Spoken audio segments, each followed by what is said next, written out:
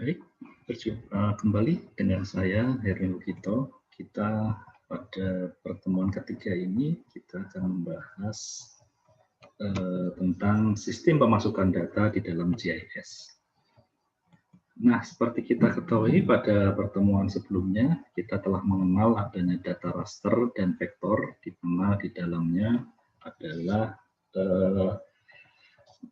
berisi tentang struktur data yang digunakan di dalam GIS, di mana raster itu adalah data yang terdiri dari grid, yang dimana grid-grid tersebut terdiri dari pixel-pixel atau picture element, dan kemudian yang kedua adalah vektor, di mana data-data itu tersimpan di dalam bentuk-bentuk titik, garis, dan poligon. Nah, selanjutnya ternyata di dalam perolehan datanya kita bisa membagi menjadi dua. Yang pertama adalah data primer dan data sekunder. Nah, data primer ini adalah yang dimaksud data primer adalah data yang langsung diambil dari lapangan, ya. Sehingga contoh yang diambil di lapangan langsung adalah data raster. Data raster, contoh data primer yang berstruktur data raster itu contoh data primernya adalah rekaman data satelit. Kemudian juga foto udara digital. Nah, kemudian selanjutnya untuk yang pengambilan data primer yang berstruktur vektor itu adalah pengukuran pengambilan data dengan menggunakan GPS, ya, atau Global Positioning System, dan juga hasil pengukuran data lapangan. Nah, ini yang dimaksud dengan data primer. Yang kemudian data sekundernya itu diantaranya adalah rekaman atau scan peta dari foto atau mungkin dari digital elevation model atau DEM, dan juga dari peta topografi dan peta kontur, ya. Kemudian selanjutnya untuk data vektor adalah peta yang diambil dari peta rupa bumi atau topographic map, ya, ataupun peta-peta tematik yang telah ada, ya, yang disebut dengan data-data sekunder. Nah, ya ini masih sama, ya. Selanjutnya bagaimana cara memasukkan data untuk struktur data vektor. Nah, kali ini kita akan membahas tentang data vektor saja, ya. Baik, selanjutnya ternyata ada beberapa cara untuk memasukkan data vektor tersebut. Yang pertama tentunya adalah dengan menggunakan digitasi, dengan cara digitasi. Nah, selanjutnya tentunya untuk melakukan digitasi ini ada beberapa cara, diantaranya adalah menggunakan meja digitasi atau disebut dengan digitizer, ya, kita sebut sebagai meja digitizer. Dan juga yang lainnya adalah, yang kedua adalah dengan mendigit pada layar monitor, ya. Tentunya peta yang akan dilakukan vektorisasi itu telah di-scan dulu, kemudian ditampilkan pada layar, kemudian diregistrasi, kemudian setelah itu baru dilakukan digitasi. Nah, yang ketiga adalah autovektorisasi. Nah, ini tentunya autovektorisasi ini adalah merubah secara cepat data-data raster, kemudian kita rubah menjadi data vektor. Nah, pemasukan data lainnya adalah tentunya menggunakan GPS yang tadi telah dibahas, dan penggunaan data di GPS ini tentunya adalah data primer. Kemudian yang ketiga adalah konversi dari sistem lain. Nah, konversi ini diantaranya merubah data dari satu program atau satu file yang telah tersedia, kemudian di-convert atau dirubah dalam format yang lain. Nah, kita lanjutkan. Kita mulai dengan digitasi ya. Yang pertama tentunya tadi kita bahas kita memerlukan meja digitasi dan tentunya dilakukan menggunakan bantuan digitizer. Nah, yang kedua adalah on-screen digitizing atau digitasi pada layar monitor dengan melakukan scanning pada peta manual ya, atau peta analog, kemudian dilakukan digitasi pada layar secara interaktif ya. Yang selanjutnya adalah auto vektorisasi dan tentunya ini yang disebut dengan tentunya kita menggunakan satu software atau program vektorisasi. Nah, bagaimana seperti apa sih peta atau meja digitizer itu? Ya, kita lihat meja digitizer itu kurang lebih seperti ini. Kalau Anda masih ingat ada meja gambar ya yang sering digunakan oleh teman-teman kita yang ada di arsitek, ini kurang lebih seperti ini. Akan tetapi di meja digitizer ini itu ada satu mouse ya, karena ini adalah alat elektronik sehingga kurang lebih untuk menggambar itu kita memerlukan mouse untuk melakukan pemberian note-note pada titik atau data yang kita inginkan ya. Nah, kemudian ini peta meja digitizer ya, atau disebut juga hanya digitizer saja ya. Kemudian yang kedua adalah scanner ya. Ini alat scanner yang sudah lazim kita temui. Nah, kurang lebih seperti ini caranya. Ini ada seorang yang sedang mengerjakan digitasi dari suatu peta rupa bumi. Ya, kurang lebih alat ini terkoneksi dengan komputer ya, CPU, kemudian menggunakan software. Softwarenya umumnya waktu itu adalah kalau pernah mendengar ada istilah software namanya ArtInfo. Ya. Sekarang sudah tidak ada lagi ArtInfo itu, sehingga setelah ArtInfo itu berubah atau berkembang menjadi ArtView, ya. Kemudian saat ini berkembang lagi menjadi ArcGIS. Nah, cara melakukannya kurang lebih sama, seolah-olah kita menggambar, hanya saja pena yang kita gunakan itu adalah mouse, ya. Di mana di sini mouse-nya itu di dalamnya ada benang silang, sehingga titik di tengah itu adalah merupakan objek di mana seolah-olah kita menitiki atau memberi notes setiap pada poligon atau polylines. Nah, itu adalah dengan menggunakan meja digitasi atau digitizer. Mejanya kurang lebih seperti ini. Kalau saudara lihat mirip dengan meja gambar ya. Kemudian terkoneksi dengan CPU yang ada di balik ini, dan pada layar setelah kita lakukan digitasi maka pada layar itu tampil atau tampak jejak atau lines yang telah kita digitasi. Nah, yang tentunya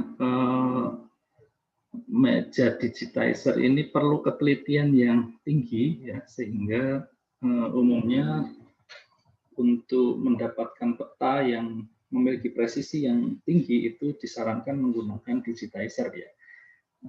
Tetapi tentunya karena digitizer ini memiliki harga yang mahal sehingga sudah semakin lama ditinggalkan, terutama karena rumitnya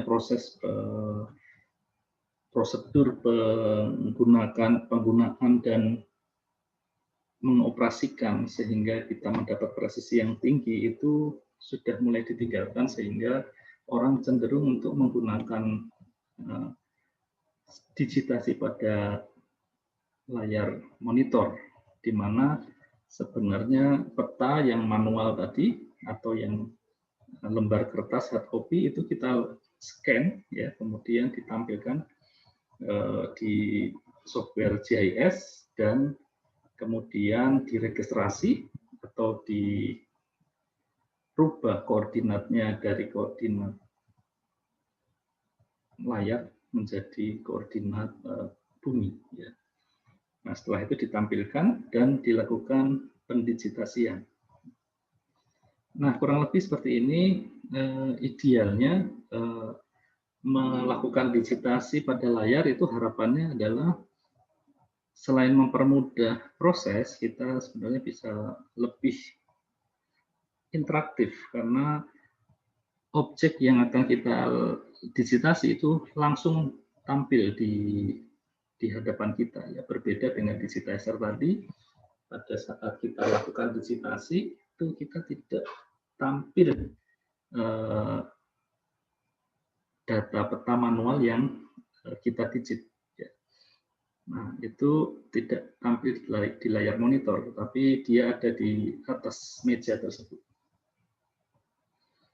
Nah, kemudian berkaitan dengan ketelitian, sebenarnya ada semacam penelitian yang dilakukan sehingga ketelitian peta itu idealnya kurang dari 0,5 mm di dalam peta ya. Nah, ini tentunya tergantung dari skala peta. Misalkan saja ketelitian kita mengalami kesalahan yang lebih besar dari 0,5 mm di dalam peta, maka sebenarnya kita tinggal mengalihkan skalanya pada peta yang berskala 1:1250, maka kesalahan kita di lapangan itu dengan kesalahan 0,5 mm kita mengalami kesalahan sebesar 62,5 cm di lapangan ya. Saudara bayangkan, misalkan kita menggunakan peta 1:50.000, kesalahan kita di dalam melakukan digitasi kesalahan kita lebih dari 0,5 mm, maka di lapangan kita mengalami kesalahan 25 meter. Ini kita tunjukkan di sini ya. Semakin besar, semakin kecil peta yang kita gunakan, maka kesalahan kita itu semakin besar. Baik, sehingga idealnya kita jangan melakukan kesalahan kurang lebih dari 0,5 mm di dalam peta. Nah, ini makna dari kesalahan ini kita gunakan untuk melakukan digitasi tadi. Kalau digitasi kita salah 0,5 mm, maka kesalahan kita semakin besar. Ya. Baik, bagaimana langkah yang harus dilakukan dalam melakukan digitasi? Tentunya yang pertama adalah kita memilih dulu peta yang akan kita gunakan. Kita pilih yang jelas ya, tentunya umumnya peta-peta yang data-data peta yang hard copy itu tidak selalu kondisinya baik ya. Bisa jadi kita mendapatkan peta yang tidak baik dengan mungkin kertas sobek, ataukah mungkin terlipat, ataukah mungkin sudah mulai pudar. Nah, ini kita pilih data yang terbaik. Kemudian yang kedua adalah melakukan registrasi atau koreksi geometrik. Nah, ini maksudnya merubah koordinat sehingga koordinat yang ada di dalam peta itu dikenali di dalam komputer. Nanti akan kita jelaskan di slide selanjutnya. Kemudian kita temukan titik minimal 4 saja ya. Temukan minimal 4 titik untuk kita lakukan registrasi ya, sehingga 4 titik itu idealnya searah jarum jam sehingga kita memudahkan mengambil dan menandai di mana sebenarnya titik yang kita beri akan kita kunci sebagai titik yang akan akan dikonversi ke dalam koordinat dalam komputer. Ya. Nah, idealnya searah jarum jam atau tidak atau berlawanan. Jadi asalkan kita konsisten dan idealnya urut ya, supaya memudahkan kita. Kemudian yang keempat adalah memasukkan koordinat sesuai dengan titik yang diketahui ya. Tentunya titik-titik yang kita pilih tadi itu kita ketahui dulu koordinatnya, kemudian kita beri tandai di dalam monitor, kemudian baru kita masukkan koordinat apa, koordinat berapa sebenarnya titik tersebut ya. Nah, setelah dilakukan dan disepakati kesalahannya, ya tentunya pemberian titik ini sebisa mungkin kesalahan kita kecil sesuai dengan yang kita bahas tadi, sebisa mungkin kurang dari 0,5 mm di dalam peta. Nah, sehingga setelah diterima, maka kita melakukan langkah selanjutnya, yaitu melakukan digitasi dengan objek yang paling mudah dulu. Ya. Nah, misalkan paling mudah jalan dulu, sungai dulu, mungkin rumah-rumah dulu, dan lain sebagainya. Kemudian yang keenam adalah melakukan editing peta. Kemudian yang selanjutnya adalah melakukan labeling atau mengisi data-data tersebut dengan data tabular. Dan ke-8 adalah kita sudah mendapatkan peta digital. Nah, selanjutnya, mengapa kita harus melakukan registrasi atau koreksi geometrik yang kita bahas pada langkah pertama tadi? Alasannya adalah GIS itu harus memiliki koordinat bumi atau georeference ya. Nah, kemudian yang kedua, koordinat layar dan koordinat bumi itu berbeda sehingga perlu menyamakan koordinat tersebut ya, sehingga komputer bisa mengenali koordinat bumi tersebut. Nah, yang ketiga adalah alasannya dengan melakukan operasi data spasial dengan peta yang telah diberi koordinat bumi, maka kita dapat melakukan analisis spasial ya. Kita lakukan analisis spasial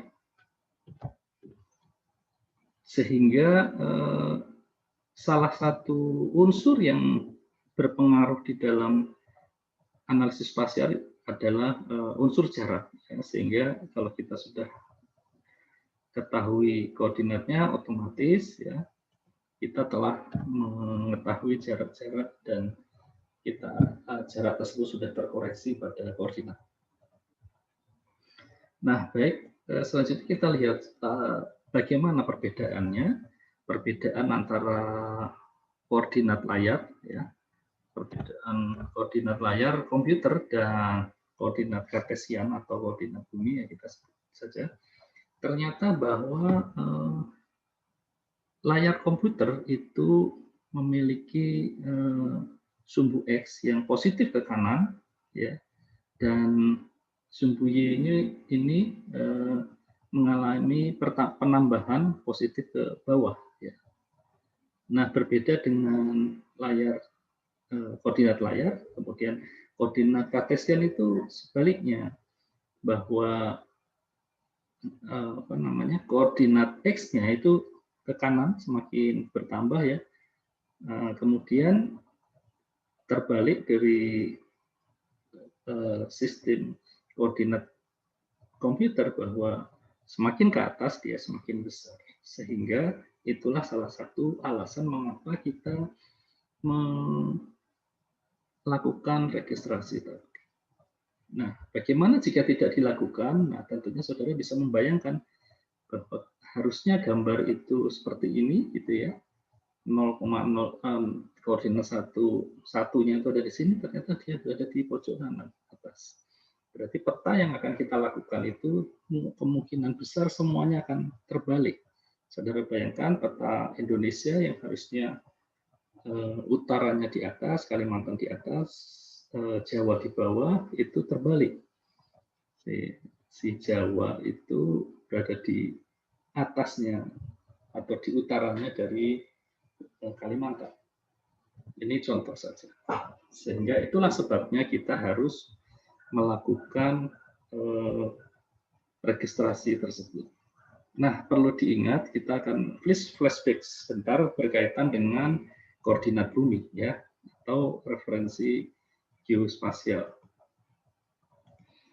Nah, saudara masih ingat tentang geoid dan datum ya, di mana kita menganggap bahwa bumi itu tidak rata, sehingga sebenarnya kurang lebih seperti ini, digambarkan semacam digambarkan secara ekstrim ya, sehingga bumi itu tidak bulat sempurna. Itu yang disampaikan di teorinya geoid ya, di mana geoid itu menganggap bahwa bumi itu sama rata, sehingga ada banyak hal yang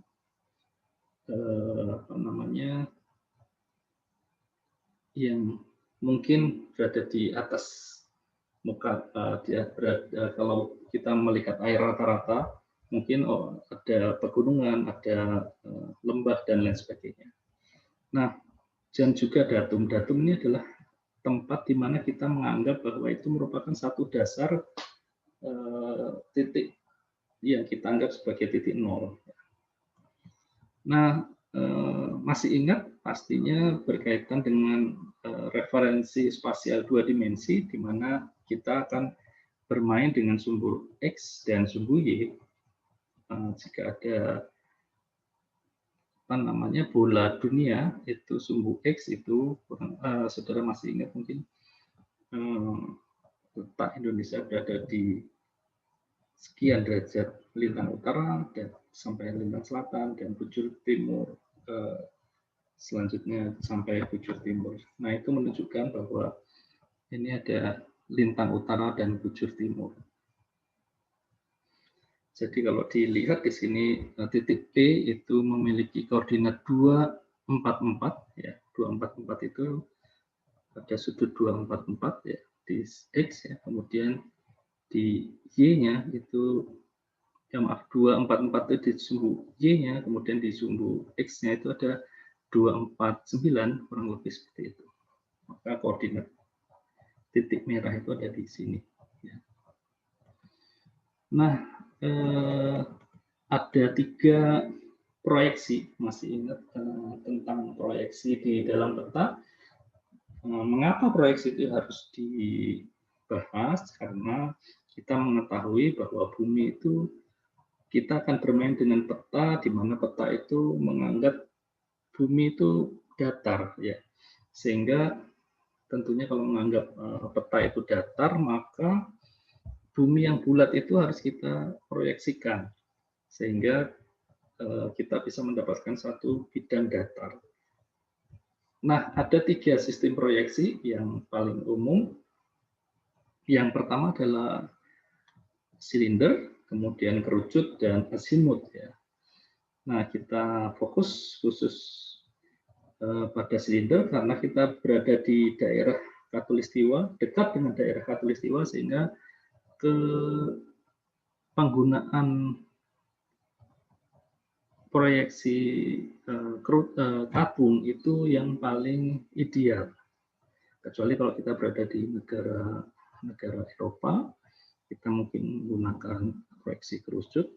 Dan kalau kita berada di kutub utara atau selatan, mungkin kita akan menggunakan lebih baik menggunakan proyeksi azimutal.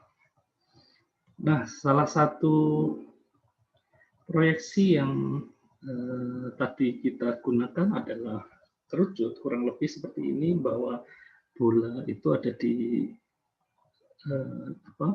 bola itu, bumi itu dianggap sebagai bola, dan kemudian kerucut itu tabung itu kita letakkan di dalam tabung. Kemudian saudara bayangkan bahwa di tengah-tengah bumi ini diberi lampu, sehingga objek yang ada di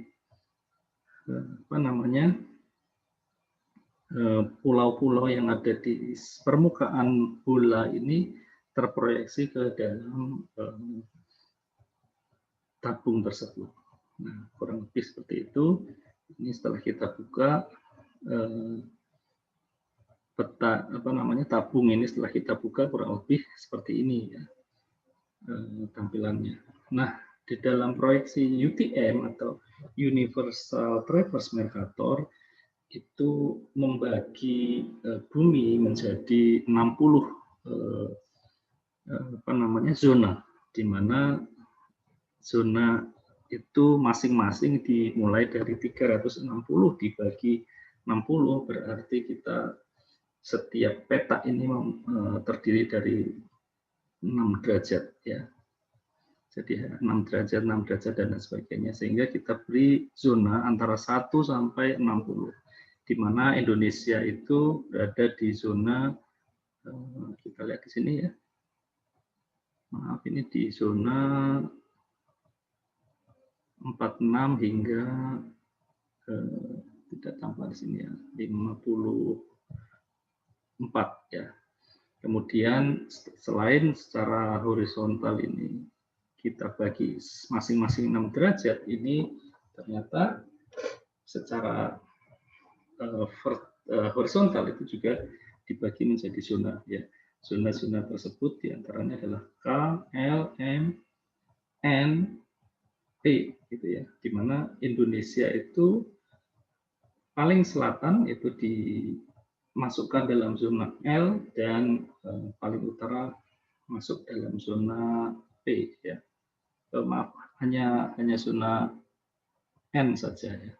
Jadi saudara mungkin di dalam peta atau mungkin saudara melihat di dalam jika membuka Google Earth ya, maka tampak di sebelah bawah jika saudara tampilkan Google Earth itu dengan proyeksi yang UTM, maka akan muncul misalkan ada N49 atau M49, itu berarti dia berada di zona M di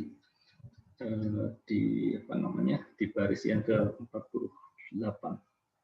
Maaf, di 49.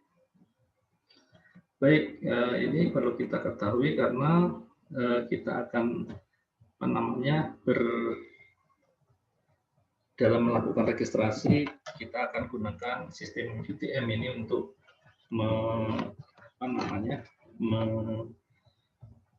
menyeragamkan dan mengambil titik UTM WGS 84 sebagai referensi kita. Nah, kemudian bagaimana menentukan titik ikat pada proses georeferencing? Ya, istilah georeferencing ini adalah proses di mana kita melakukan registrasi atau koreksi geometrik ya, atau istilahnya merubah koordinat komputer menjadi koordinat kebumian atau bumi. Nah, bagaimana cara menentukan titik ikat itu dalam proses georeferencing? Nah, tentunya titik-titik yang kita ambil nantinya itu adalah yang memudahkan kita untuk mendapatkan titik di dalam peta dan kita ketahui secara pasti berapa koordinatnya.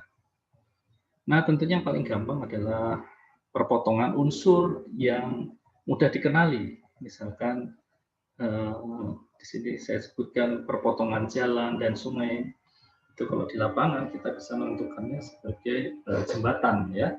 Kemudian juga ada percabangan sungai, persimpangan jalan, perpotongan koordinat pada peta gitu ya. Kemudian bentuk-bentuk yang menyudut yang memiliki bentuk yang khas dan mudah dikenali di dalam peta ya. Kemudian ada tugu, mungkin ada batas poligon yang antar penggunaan lahan yang menunjukkan poligon yang khas sekali, yang mudah kita kenali di peta, itu bisa kita ambil sebagai titik-titik georeferencing. Juga bangunan yang mudah dikenali, ya. Kemudian juga puncak bukit atau puncak gunung biasanya diekspresikan sebagai di dalam peta rupa bumi itu sebagai puncak dari gunung, itu merupakan memiliki ciri khas dalam kontur tertentu ya, kontur tertentu yang memiliki kontur tertutup yang kecil ya. Kemudian tentunya kontur yang menyudut ini menggambarkan tebing ya, dan lain sebagainya. Ya. Tentunya titik-titik tersebut yang merupakan titik yang mudah dikenali, ya. Dikenali dan dapat ditentukan koordinatnya, baik maupun kita lihat koordinatnya di dalam peta ataupun di lapangan. Tentunya kalau di lapangan kita menggunakan GPS. Nah, di sini kita lihat titik-titik yang digunakan sebagai contoh untuk menentukan titik georeferensi. Ya, ini contohnya adalah yang paling gampang ini.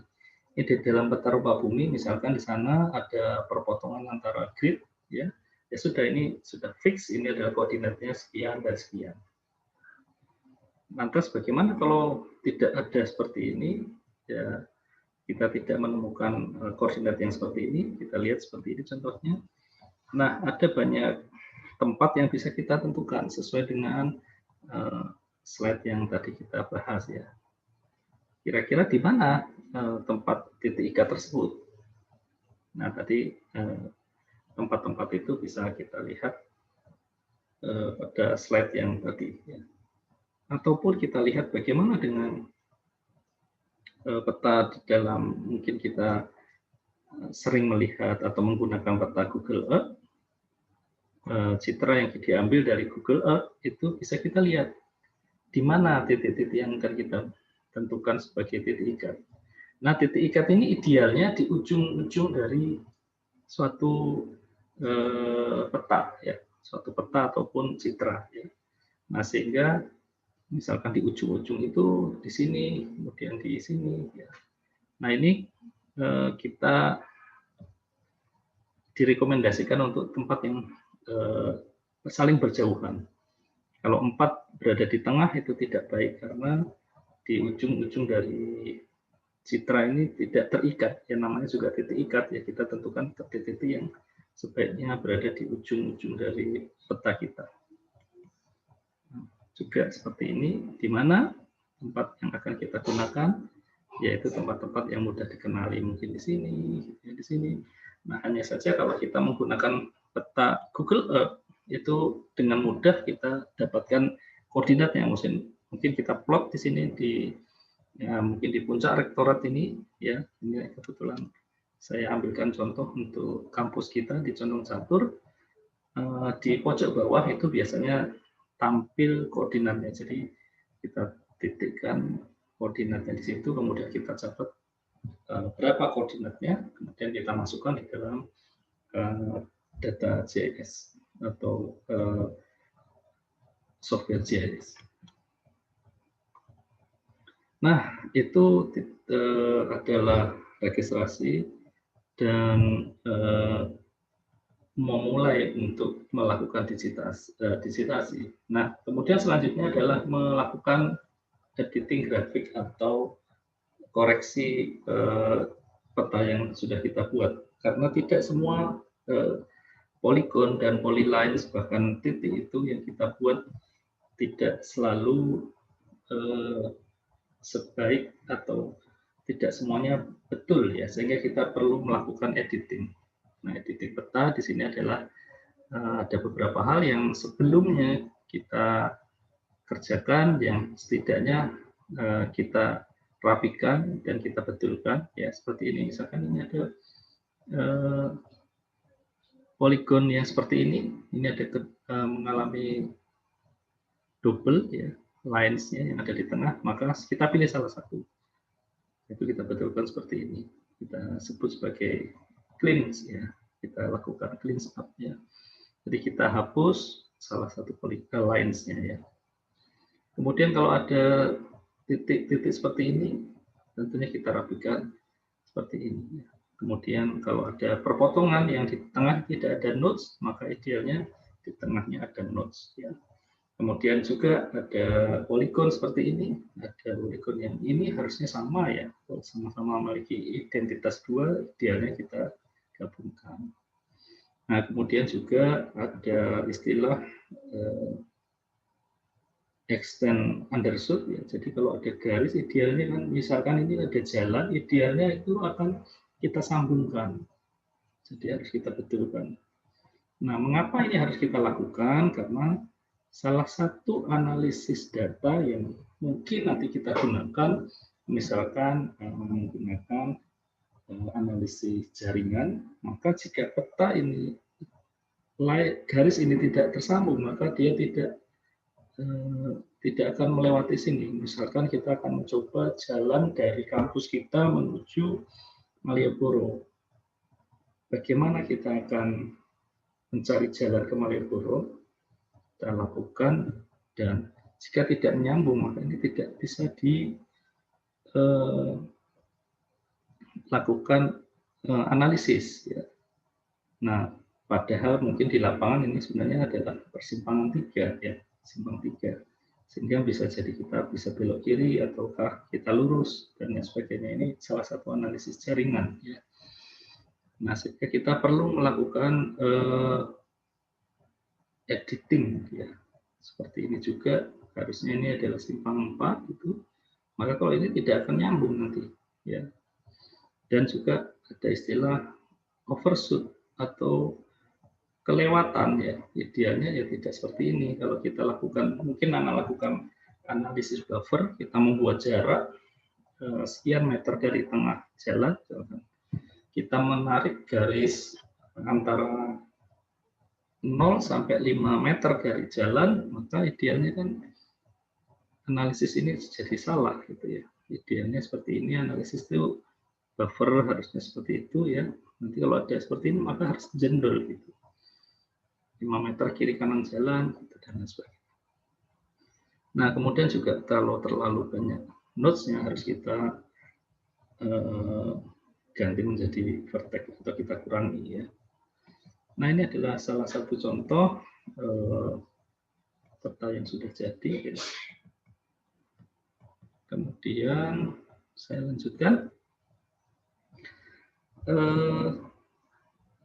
Selanjutnya adalah melakukan digitasi menggunakan suatu software vektorisasi. Ya. Di sini tentunya vektorisasi adalah proses usaha untuk memisahkan titik garis dan poligon dari hasil citra dari scan ke menjadi dari data raster menjadi data vektor. Nah, kurang lebih seperti ini adalah salah satu software yang disebut sebagai R2V. Ya.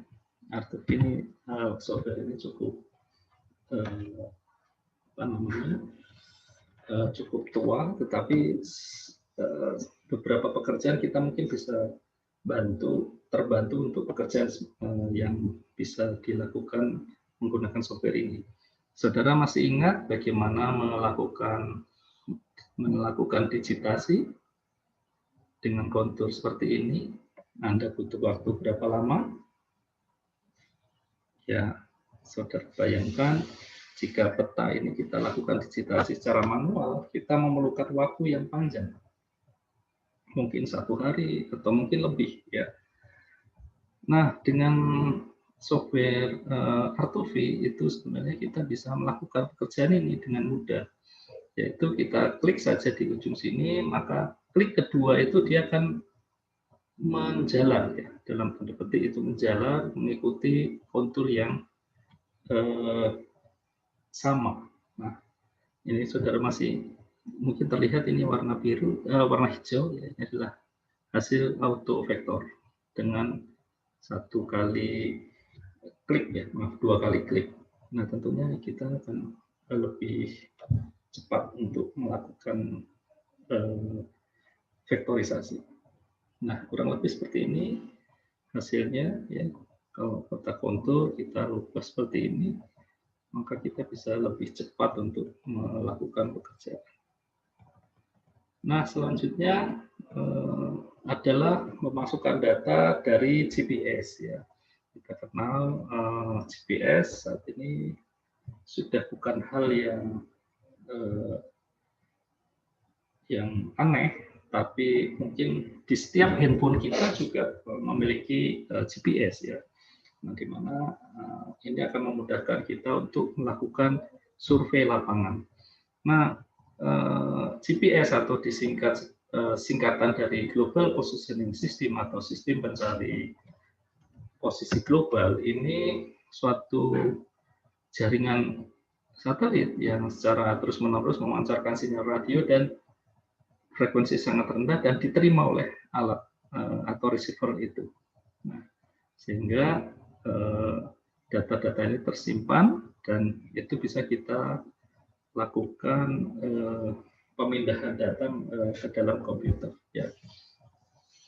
Nah, tentunya langkahnya adalah mentransfer data dari GPS ke GIS, ya kita download dulu data GPS itu ke komputer, kemudian tentunya langkah selanjutnya adalah memindahkan data koordinat dari GPS itu menjadi data tabular, data tabel, dan kemudian kita importkan ke dalam program GIS. Ya.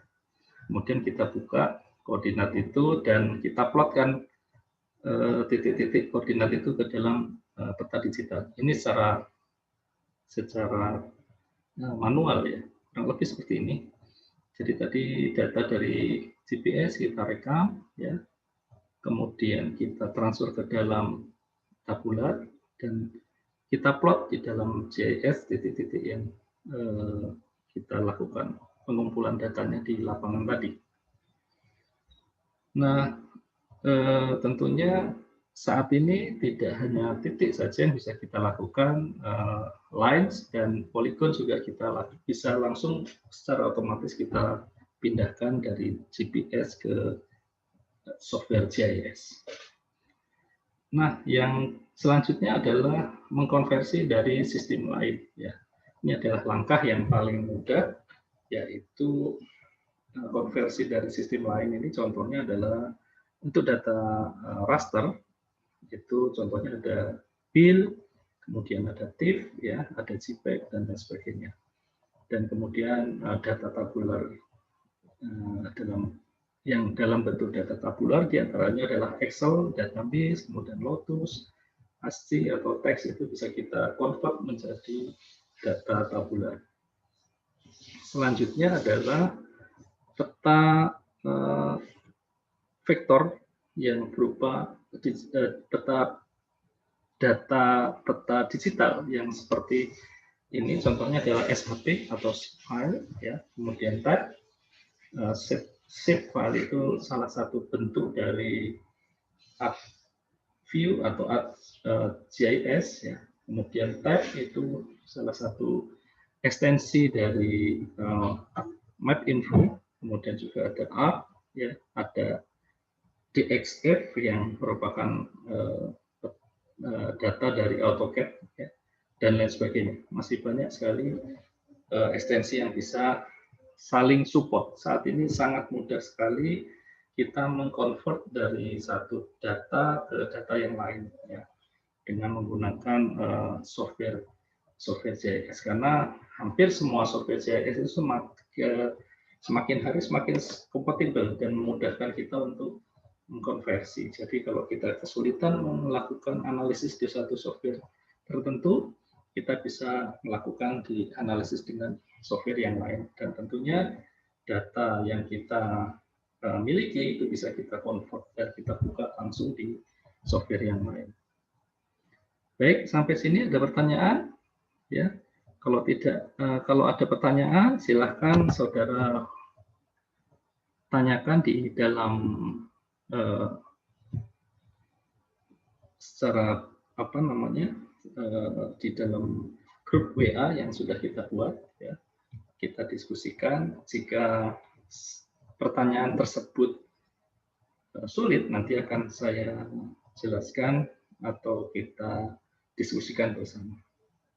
Baik, itu saja pertemuan kita. Sampai jumpa di pertemuan yang akan datang. Terima kasih.